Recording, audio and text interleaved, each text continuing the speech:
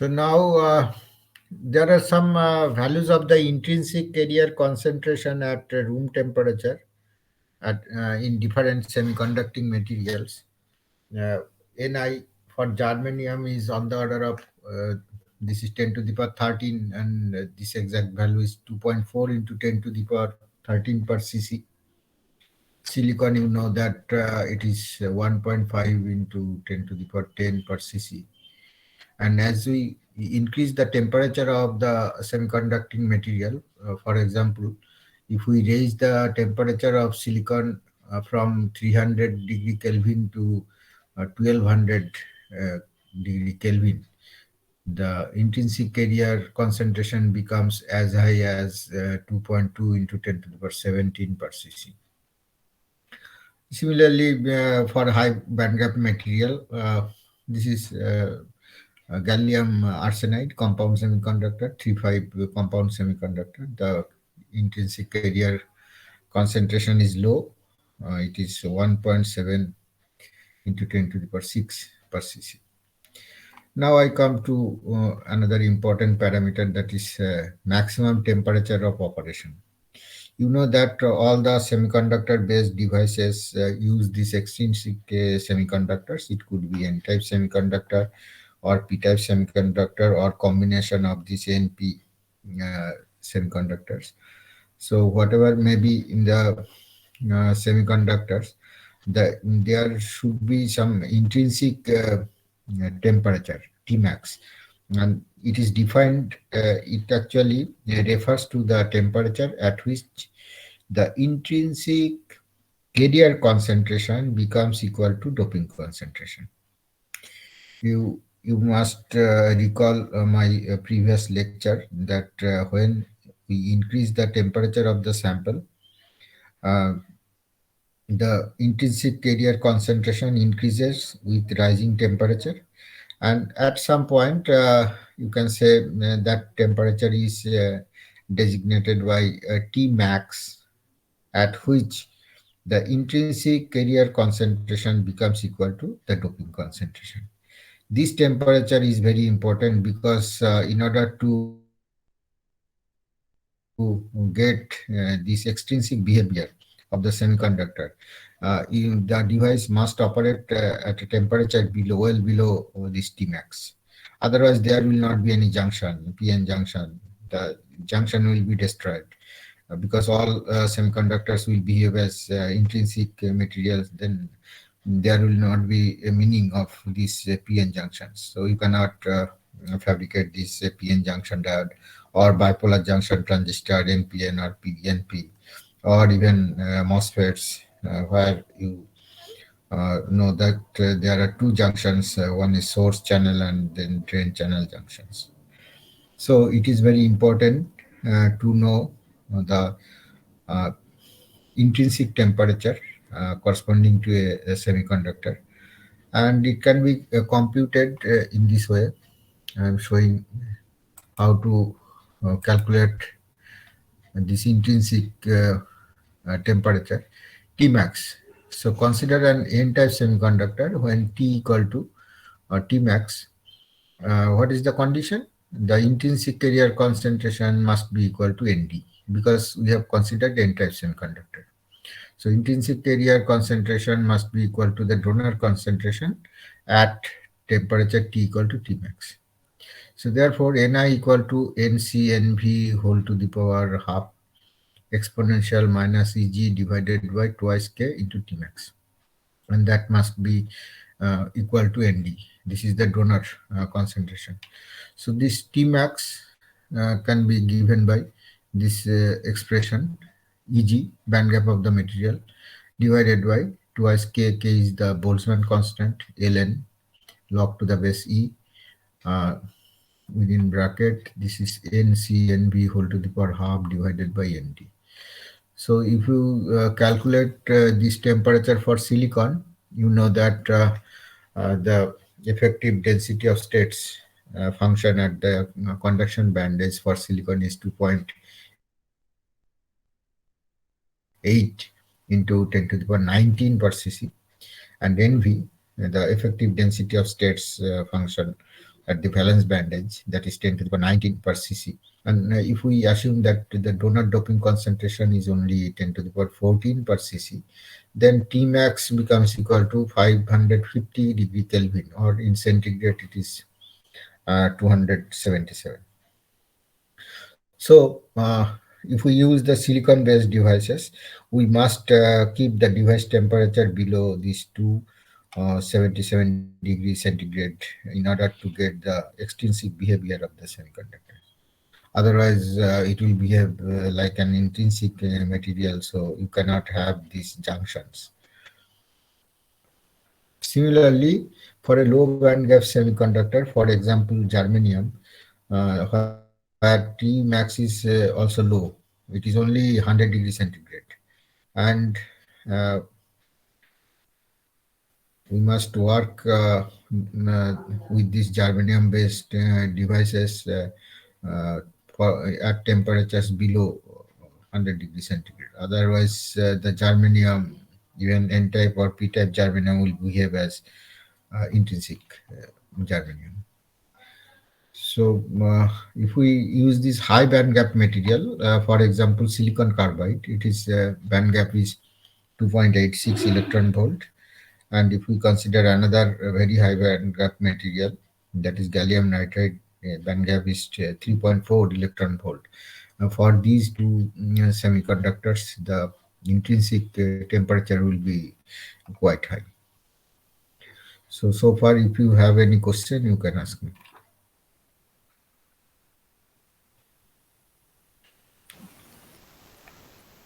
No, sir, it's fine. Okay. So you must note it that this maximum this temperature, intrinsic temperature, it depends on the doping level as well, because we are equating Ni with the donor doping concentration. If we make it high, then also Tmax will be high. So you must remember this one. It is with reference to some donor doping concentration. In case of N-type material, in case of P-type material, it will be with reference to some accepted doping concentration. You can also calculate it. Now I will discuss uh, intrinsic the level, intrinsic Fermi level, position of the intrinsic Fermi level within the band gap of the material. So you know that for intrinsic semiconductors, the electron concentration must be equal to hole concentration, because here you will not find any impurities. Ideally, if we assume that if there is no impurity or defects within the semiconductor, it is called intrinsic semiconducting material. And here, electron hole pairs are electrons and holes. They generate in pairs. Therefore, electron concentration must be equal to hole concentration always. So you write here the expression for the electron concentration, that is Nc exponential minus Ec conduction bandage minus EFI is the intrinsic Fermi level divided by K. K is the Boltzmann constant, T is the temperature in degree Kelvin. That is equal to NV. NV is the effective density of states function at the valence bandage, and then exponential minus EFI, it is the intrinsic Fermi level, minus EV is the valence band edge, top of the valence band, divided by KT. So if we do simple algebraic calculation, you can get the value of EFI, that is equal to half of EC plus EV, half of EC plus EV plus half of KT ln NV by NC. You know that this NC is proportional to effective mass of electrons to the power 3 by 2. Similarly, NV is proportional to effective mass for holes to the power 3 by 2. So therefore, EFI is equal to half of EC plus EV by 2 plus 3 by 4 KT ln MH by ME. So first term on the right hand side, it is equal to the mid gap, mid band gap. So E mid gap plus some term which is dependent on the relative effective mass of holes with respect to electrons. So if we assume in some cases if it is equal, that means ln1 that is 0. So under this condition only EFI will be exactly in the middle position of the band gap. But usually in general it is different because this this MH is usually greater than ME. So therefore, EFI will be closer to the valence band.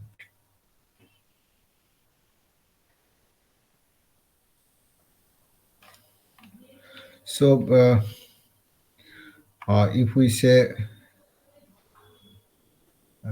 this, now I think you can understand that the intrinsic Fermi level it is not exactly in the middle position of the band gap, but it is somewhere in between the band gap, depending on the relative effective mass value of holes and electrons. So now I come to the degenerate semiconductor. So degenerate semiconductor is very important if for heavily doped semiconductor. The impurity concentration for donors we say Nd, and for acceptors we call it Na. It can exceed the density of states, means Nc or Nv, so that the Fermi level is greater than Ec or Fermi level is less than Ev. That means if the donor concentration exceeds Nc, what will happen? Fermi level will penetrate within the conduction band. That means Fermi level is no longer within the band gap, it goes upward in the conduction band. So this situation is called this, we say this type of semiconductor, a degenerate semiconductor. Similarly, heavily doped, in case of heavily doped p-type semiconductor, uh, that means when the acceptor concentration is on the order of this comparable to NV, or even somewhat higher than NV, then Fermi level goes below the top of the valence band. That means Fermi level penetrates within the valence band. Yes, and in this situation we call it it is a degenerate p-type semiconductor. So to indicate this degenerate semiconductor, we use N plus, N plus. So superscript plus, plus means it is heavily doped, heavily with in comparison with Nc. And P plus means heavily doped in comparison with Nv. So under this situation, you can say usually the doping concentration will be on the order of 10 to the power 18 to 10 to the power 19 per cc, or even higher than that, 5 into 10 to the power 19 per cc. So in this case, what happens? This donor or acceptor levels broaden into bands. You know the position of the donor level. It is in the vicinity of the conduction band and very close to the conduction band. But if we degenerately dope the semiconductor, what will happen? The donor levels broaden into bands, and some of the levels will touch the conduction bandage. So that means the impurity level, this donor impurity level merges with the conduction band. Then what will happen? This ionization energy will reduce to zero. So means it will be a highly conducting material. And to make these contacts, we use generally highly heavily doped. You have seen in some devices marked with N plus or P plus, and on top of it, metallization is done. The purpose is that you can make a very good ohmic contact from this region. So that is why we this degenerate semiconductor are very useful. And in this case, the ionization energy will become practically zero. So because of the broadening of these donor levels or accepted levels in case of the P plus material, what will happen? In case of N plus material, the donor level will touch or cross this conduction bandage. And in case of P plus semiconductors, this acceptor levels will actually touch the valence bandage. And therefore, the ionization of energy will effectively become zero. So, in case of this degenerate semiconductor, we use in general this Fermi statistics uh, for electron concentrations in the calculation for Fermi level. So if the difference between EC and EF is less than KT, then we use Fermi-Dirac statistics in order to calculate the position of the Fermi level in such a semiconductor. So similarly, for P plus semiconductor, this EV minus EF will be less than KT. This mod of this value, this difference will be less than KT. So, if you have any question regarding degenerate semiconductor and its application, you can ask me question. Next, I'll go to the different topic.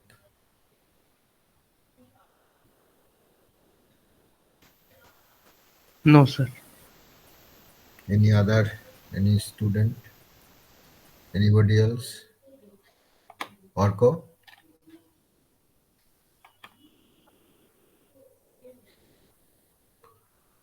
This Archana Kumari. Yes, sir, understood. Okay. Now I come to the next very important semiconductor concept. This is compensation. Compensation means so far we have considered only one type of impurity, either donors or acceptors. But in some situations, there could be both types of impurities within the semiconductors, means donors as well as acceptors. Then what will happen? So if we consider only one type of impurity, then under equilibrium condition, the for this n type semiconductors, this electron concentration is equal to the donor concentration, and the hole concentration will be equal to the acceptor concentrations. So when both donors and acceptors are available simultaneously in a semiconductor, then what will happen? So, so in such a case, some of the impurities will compensate each other. That means electrons from donors will recombine with holes on the acceptors, and depending on the uh, amount of donor concentration and acceptor concentration, the semiconductor will behave either N type or P type. If acceptor concentration exceeds donor concentration, the semiconductor will behave as P type, and otherwise, in the opposite case, it will behave as N type. So this situation can be created by intentional doping with the donors and acceptors, or by the unintentional background dopings also. So if we consider that all this both kinds of impurities are available in a semiconductor. So what are the sources of these charges? You have two types of free charge carriers. One is electron concentration, another is hole concentration, and two immobile charge concentration. One is donor uh, concentration, another is acceptor concentration. So for electrons, we use minus n, and hole concentration plus p. You know that acceptors are negatively charged immobile ions, therefore minus Na, and the donors are immobile positively charged ions, so Nd plus. This is plus Nd. So semiconductors, yeah, they are actually as a whole electrically neutral. Therefore, algebraic sum of all the free and immobile charges must be equal to zero. So we have this condition minus n plus p minus na plus nd equal to zero. Or we can say n plus na, that is equal to p plus nd. And you know this equation, n into p must be equal to na square. So constant at a given temperature. So n equal to n square by p. So you just write this in place of this ni square by p plus na, that is equal to p plus nd. So you can simplify this equation. It will be a quadratic equation of p, means whole concentration, p square plus nd minus na p in minus ni square. So you can find the value of the whole concentration and also the electron concentration. So after simplification, you can get this electron concentration is approximately equal to donor concentration minus acceptor concentration. And in the same semiconductor, this whole concentration will be equal to Ni squared divided by N. That means Nd minus Na. So this is very important. So in a compensated semiconductor, if Nd is greater than Na, then it will behave like an N-type semiconductor where electrons will be the majority carriers, and it is given by N equal to Nd minus Na. And P, this minority hole concentration, that will be equal to Ni squared divided by Nd minus Na. So in the reverse case, when acceptor concentration exceeds donor doping concentration, then the whole concentration, that is P equal to Na minus Nd, and N, that is the minority electron concentration, will be equal to Ni squared divided by Na minus Nd.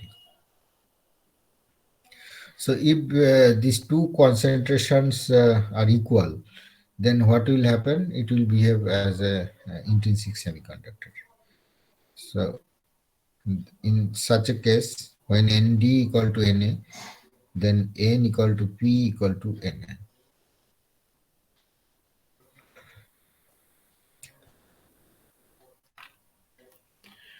So now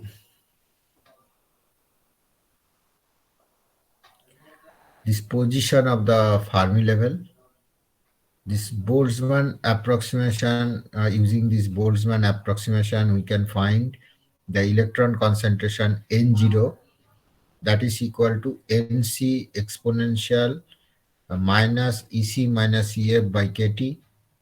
Therefore, Ec minus Ef, that is equal to Kt ln Nc by N0. So Nc by Nd, you replace N0 by Nd. So therefore, as Nd increases, the difference between conduction bandage and Fermi level decreases, and therefore you can say that Ef comes closer to the conduction band. So by observing the proximity of this Fermi level with reference to conduction bandage, you can guess the level of doping, level of this donor doping. Similarly, by knowing the proximity of Fermi level with reference to valence band, for particularly for p-type semiconductors, you can guess the doping level, means accepted doping level in p-type semiconductors.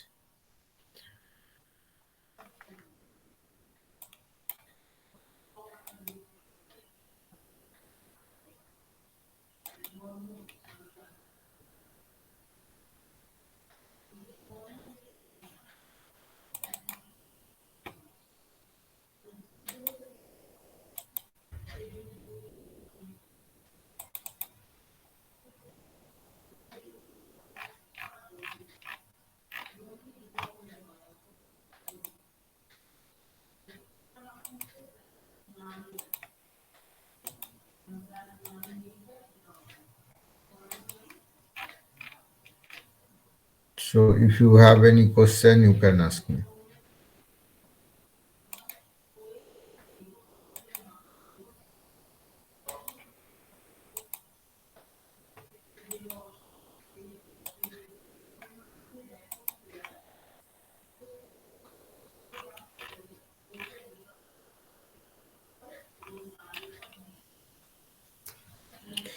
So alternatively, you can see here this equilibrium electron concentration in terms of this intrinsic Fermi level. It is equal to Ni exponential EF minus EFI by KT, or EF minus EFI, that is equal to KT ln N0 by Ni.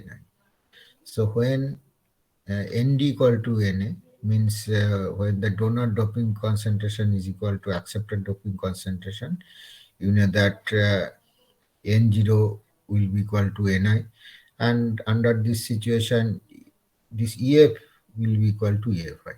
That means Fermi level, there is no difference between Fermi level and intrinsic Fermi level. So as N0 increases from Ni, EF moves away from EFI, and it will be closer to the conduction bandage, means EC. Similarly, if we consider the hole concentration, that is P0 is the equilibrium hole concentration, that is equal to NV exponential minus EF minus EV by KT. So EF minus EV, that is equal to KT ln NV by P0, that is equal to KT ln NV by Na. So EFI minus EF, that is equal to KT ln P0 by Ni. So here you see first this left hand side, it indicates the band diagram of a n-type semiconductor. So there are four horizontal lines. The top one is the conduction bandage. Then this dotted line indicates the Fermi level, position of Fermi level. Then dashed line is the position of the intrinsic Fermi level. Then at the bottom, you will find the horizontal line indicating the valence bandage, top of the valence band. Similarly, for p-type semiconductors, only difference is that the EF is very close to EV because of these accepted dopings. So EF comes in the vicinity of EV. Now, another important graph. Here you see the variation of Fermi level with doping concentration. So the top one is the doping concentration, means donor doping concentration, when it is varied from 10 to the power 12 per cc to 10 to the power 18. And here you see this continuous line, this inclined, this continuous line, it is the Fermi level. So when the donor concentration increases, you see that Fermi level comes closer to EC. So this top horizontal line, it is EC, and this inclined this continuous line, it is actually EF. So when the donor concentration increases, you see the difference between EC and EF becomes less. So it reduces actually. So when the donor concentration is extremely high, means 10 to the power 18, you see that there is a very small difference between EC and EF. But EFI, it is lying at the middle, uh, approximately in the middle of the band gap. So similar thing can be noticed in case of accepted concentration also. So as accepted concentration increases from 10 to the power 12 to 10 to the power 18, you see that EF becomes closer to the valence band. That means EV. The bottom horizontal line, it is actually EV. So this continuous line, the difference between continuous line and this valence bandage becomes lower as acceptor concentration increases. So this is a very important thing. You must note it by observing the Fermi level position of the Fermi level within the band gap uh, relative to EC or EV. You can estimate the level and type of the doping as well. So any question?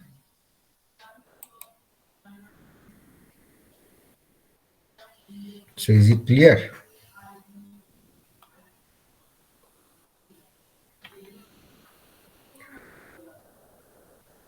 So when is your this mid semester exam? I mean, from 3rd January onwards. Have you got this Yes, sir. notice? No. Yes, sir. Okay. So I'll take your classes on Wednesday because I have to complete it. After this mid semester exam, we will get some days, but I want to finish it as early as possible. So on Wednesday from 7 to 8, are you free? Sir, we have another class on Wednesday from 7 to 8:30. 7 to 8:30. But when Yes. you are free? Sir, on Wednesday we have packed schedule because we have to visit Okay, the then campus on Friday, Thursday. I will take your class on Friday. Yes, sir. Yes, sir. We have no Okay, problem. okay, okay. Thank you. So you send your attendance. Okay, sir. Okay.